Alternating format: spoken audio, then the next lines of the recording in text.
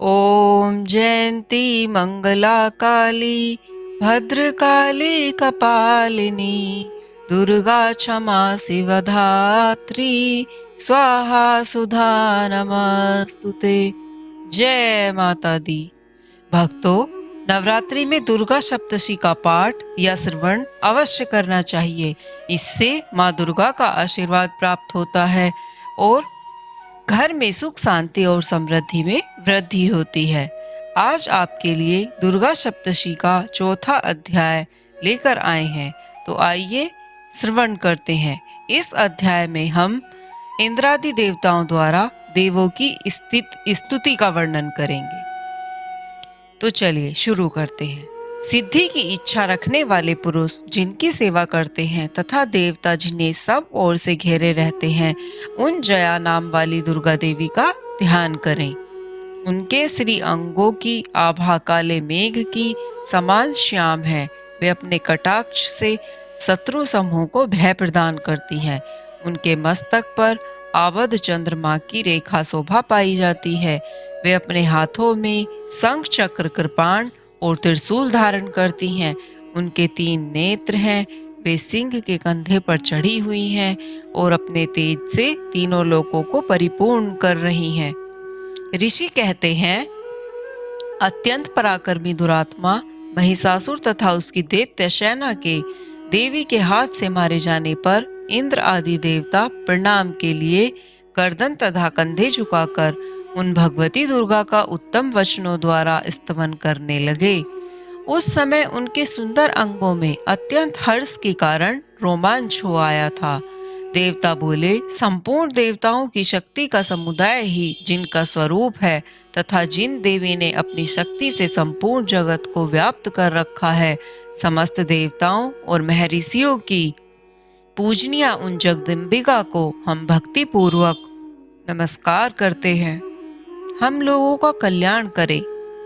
जिनके अनुपम प्रभाव और बल का वर्णन करने में भगवान शेषनाग ब्रह्मा जी तथा महादेव जी भी समर्थ नहीं हैं। वे भगवती चंडी का संपूर्ण जगत का पालन एवं अशुभ भय का नाश करने का विचार करें।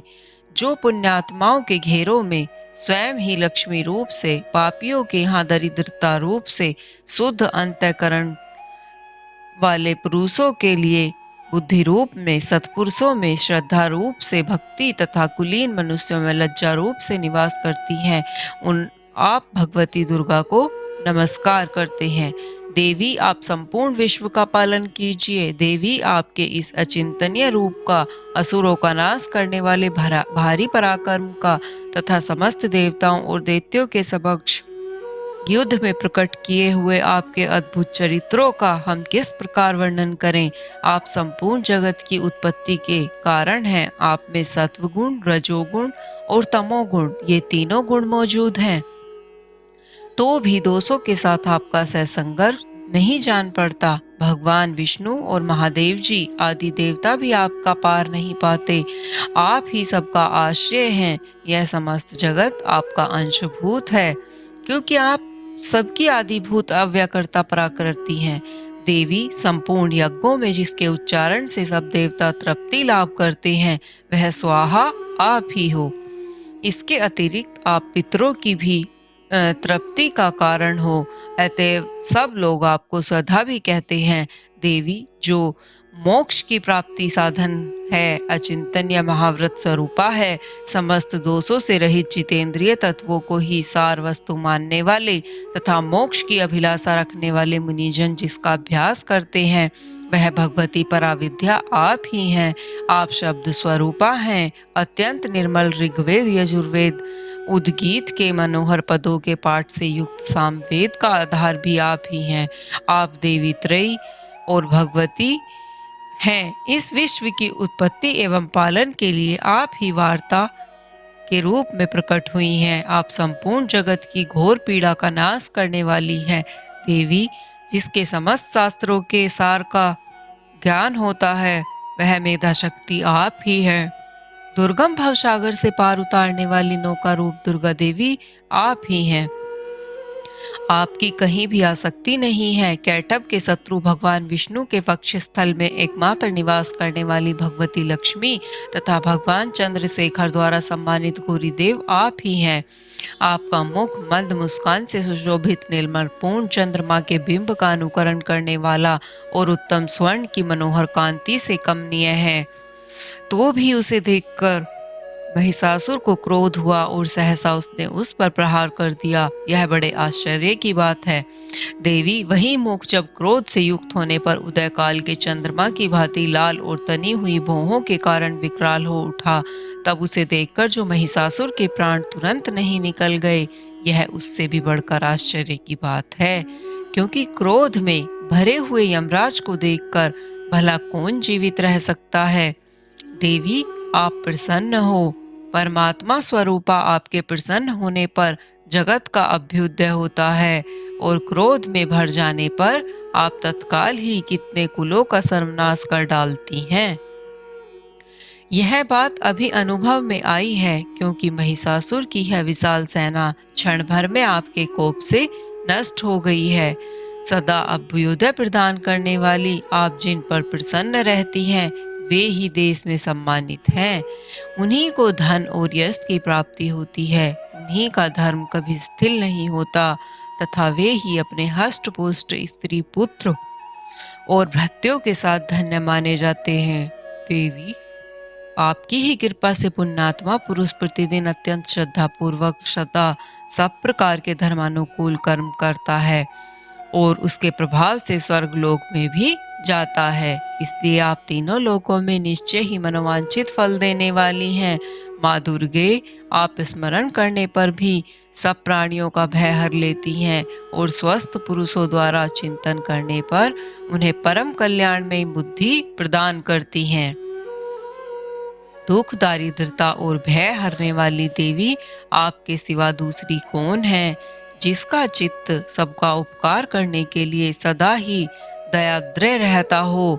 देवी, इन राक्षसों के मारने से संसार को सुख मिले तथा ये राक्षस चिरकाल तक नरक में रहने के लिए भले ही पाप करते रहे हों, इस समय संग्राम में मृत्यु को प्राप्त होकर स्वर्गलोक में जाएं, निश्चय ही यह सोचकर आप शत्रुओं का वध करती हैं। आप शत्रुओं पर शस्त्रों का प्रहार क्यों करती हैं? समस्त असुरों को दृष्टिपात मात्र से ही भस्म क्यों नहीं करती? इसमें एक रहस्य है। ये शत्रु भी हमारे शस्त्रों से पवित्र होकर उत्तम लोकों में जाएं, इस प्रकार उनके प्रति भी आपका विचार अत्यंत उत्तम है। खड़ग के तेज पुंज की भयंकर दीप्ति से तथा आपके त्रिशूल के अग्रभाग की घनीभूत प्रभा से चौंधिया कर जो असुरों की आंखें फूट नहीं गईं, उसमें कारण यही था कि वे मनोहर रश्मियों से युक्त चंद्रमा के समान आनंद प्रदान करने वाले आपके इस सुंदर मुख का दर्शन करते थे। देवी, आपका सील दुराचारियों के प्रति बुरे बर्ताव को दूर करने वाला है। साथ ही यह रूप ऐसा है जो कभी चिंतन में भी नहीं आ सकता और जिसकी कभी दूसरों से तुलना भी नहीं हो सकती, तथा आपका बल और पराक्रम तो उन दैत्यों का भी नाश करने वाला है जो कभी देवताओं के पराक्रम को नष्ट कर चुके थे। इस प्रकार आपने शत्रुओं पर भी अपनी दया ही प्रकट की है। वरदायिनी देवी, आपके इस पराक्रमी की किसके साथ तुलना हो सकती है तथा शत्रुओं को भय देने वाला एवं भयंकर मनोहर ऐसा रूप भी आपके सिवा और कहाँ है। हृदय में कृपा और युद्ध में निष्ठुरता, ये दोनों बातें तीनों लोकों के भीतर केवल आप में ही देखी गई हैं। मात, आपने शत्रुओं का नाश करके इस समस्त त्रिलोकी की रक्षा की है।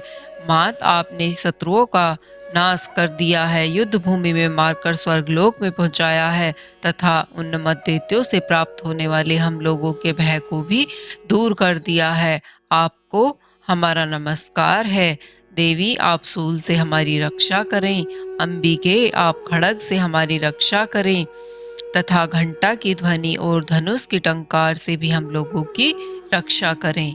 चंडिके, पूर्व, पश्चिम और दक्षिण दिशा में आप हमारी रक्षा करें तथा ईश्वरी, अपने त्रिलोक को घुमाकर आप उत्तर दिशा में भी हमारी रक्षा करें। तीनों लोकों में आपके जो परम सुंदर एवं अत्यंत भयंकर रूप विचरते रहते हैं, उनके द्वारा भी आप हमारी तथा इस भूलोक की रक्षा करें। हे अंबिके, आपके कर पल्लव में शोभा पाने वाले खड्ग, शूल और गदा आदि जो जो अस्त्र हों, उन सब के द्वारा आप सब ओर से हम लोगों की रक्षा करें। ऋषि कहते हैं, इस प्रकार जब देवताओं ने जगत माता दुर्गा की स्तुति की और नंदन वन के दिव्य पुष्पों एवं गंधर्व चंदन आदि के द्वारा उनका पूजन किया, फिर सबने मिलकर जब भक्ति पूर्वक दिव्य धूपों की सुगंध निवेदन की, तब देवी ने प्रसन्न वंदन होकर प्रणाम करते हुए सब देवताओं से कहा, देवताओं, तुम सब लोग मुझसे जिस वस्तु की अभिलाषा रखते हो उसे मांगो। देवता बोले, भगवती, हमारी सब इच्छा पूर्ण कर दी, अब कुछ भी बाकी नहीं है, क्योंकि हमारा यह शत्रु महिषासुर मारा गया। महेश्वरी, इतने पर भी यदि आप हमें और वर देना चाहती हैं, तो हम जब जब आपका स्मरण करें तब तब आप दर्शन देकर हम लोगों के महान संकट दूर कर दिया करें, तथा प्रसन्न मुखी अंबिके, जो मनुष्य इस स्रोतों द्वारा आपकी स्तुति करे, उसे वित्त समृद्धि और वैभव देने के साथ ही उसकी धन और स्त्री आदि संपत्ति को भी बढ़ाने के लिए आप सदा हम पर प्रसन्न रहें। ऋषि कहते हैं, राजन, देवताओं ने जब अपने और जगत के कल्याण के लिए भद्रकाली देवी को इस प्रकार प्रसन्न किया, तब वे तथास्तु कहकर वहीं अंतर ध्यान हो गईं। भोपाल, इस प्रकार पूर्व काल में तीनों लोकों का हित चाहने वाली देवी जिस प्रकार देवताओं के शरीरों से प्रकट हुई थी, वह सब कथा मैंने कह सुनाई।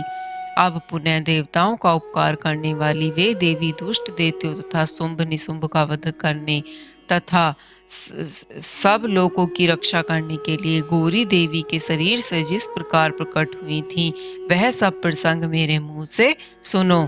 मैं उसका तुमसे यथावत वर्णन करता हूँ। इस प्रकार श्री मार्कंडेय पुराण में सावर्णिक मनवंतरी कथा के अंतर्गत देवी महात्म्य में सक्रोदा स्तुति नामक चौथा अध्याय पूरा हुआ। तो धन्यवाद दोस्तों। कैसा लगा आपको हमारा ये चौथा अध्याय? अगर आपको वीडियो पसंद आई हो तो वीडियो को लाइक करें, शेयर करें और हमारे चैनल को सब्सक्राइब करें। मिलते हैं दुर्गा सप्तशी के 5वें अध्याय में। तब तक के लिए धन्यवाद।